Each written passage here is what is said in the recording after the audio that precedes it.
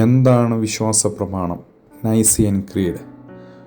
മനുഷ്യരക്ഷയ്ക്ക് ആധാരമായി നമ്മുടെ കർത്താവായ യേശുമിശിഹ വെളിപ്പെടുത്തി തന്ന ദൈവിക രഹസ്യങ്ങളുടെ എല്ലാം കൂടെയുള്ള സംക്ഷിപ്തമാണ് വിശ്വാസ പ്രമാണം.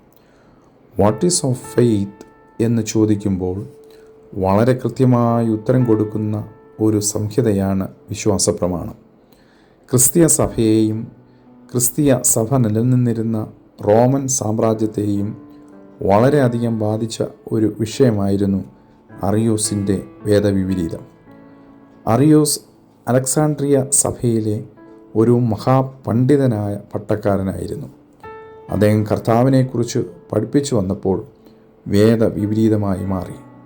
പിതാവ്, പുത്രൻ, പരിശുദ്ധ ഇവ തമ്മിലുള്ള ബന്ധത്തെ വികലമാക്കുന്നതായിരുന്നു വേദവിപരീതം. 6 വർഷത്തെ നോട്ടീസ് കൊടുത്ത് വിളിച്ചു ചേർത്ത ഒരു യൂണിവേഴ്സൽ സമ്മേളനമായിരുന്നു നിക്യ സുനദോസ്.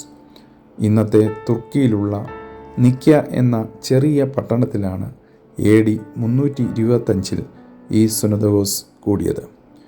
ആ സമ്മേളനത്തിൽ രൂപപ്പെട്ട വിശ്വാസ പ്രമാണത്തിൻ്റെ ഫൈനൽ ഡ്രാഫ്റ്റ് ആക്കുന്നത് AD 381 കൂടിയ കുസ്തനോസ് പോലീസിലെ കോൺസ്റ്റാന്റിനോപ്പിളിലെ സാർവത്രിക സുനദോസിലാണ്. ബൈബിളിലെ 600 അധികം വാക്യങ്ങളുടെ റെഫറൻസുകൾ നിക്യ വിശ്വാസ പ്രമാണത്തിൽ കാണാൻ കഴിയും. വിശ്വാസ പ്രമാണത്തിൽ പിതാവായ ദൈവത്തെക്കുറിച്ചും പുത്രനായ യേശുവിനെക്കുറിച്ചും പരിശുദ്ധാത്മാവ്, പരിശുദ്ധ സഭ, വിശുദ്ധ മാമോദിസ തുടങ്ങിയവയെക്കുറിച്ച് വിവരിക്കുന്നു. വിശ്വാസ പ്രമാണം രൂപീകൃതമായതിൻ്റെ 1700-ാം വർഷമാണ് ഈ വർഷം. പ്രിയരെ, പ്രാർത്ഥനയോടെ നമ്മുടെ വിശ്വാസത്തെ ഉറക്കെ പ്രഖ്യാപിക്കുവാൻ നമുക്ക് കഴിയട്ടെ. ആമേൻ.